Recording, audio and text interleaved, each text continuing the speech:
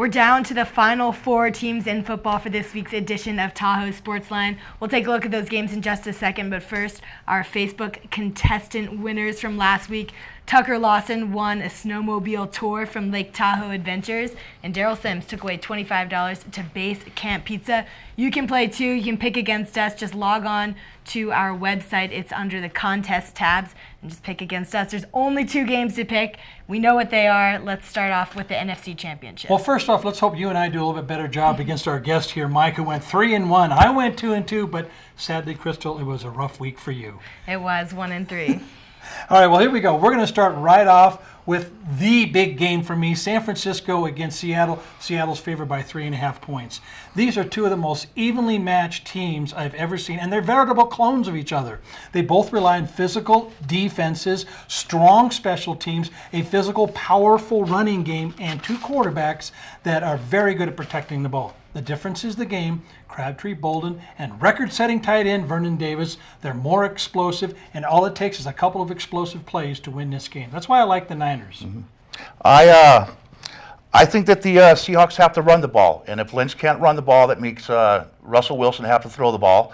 I believe that they're an average offense the last 5 or 6 games when they're just throwing the ball, and I think the San Francisco defense is going to step up, and with their wide receivers on offense and their running game and the Frank Gore, running the ball behind Mike Impati, their all-pro guard, I think it's going to be a pretty close game, and I'm going to take San Francisco.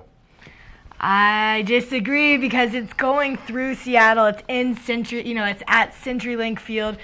No one really has done much against the Seahawks. Look, they're still in the playoffs, hosting the NFC Championship. I don't think the 49ers, yes, they're a great team. They've gone on the road. They beat Green Bay at Green Bay. They beat Carolina at Carolina.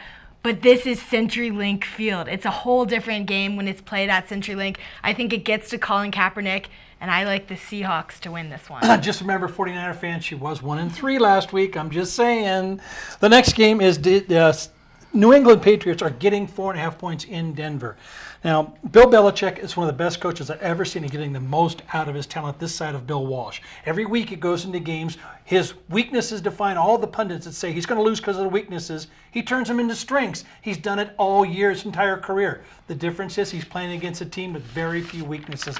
The Denver Broncos have one of the most explosive and best offenses ever to play the game, and their defense has been equally good at shutting down the run and the pass.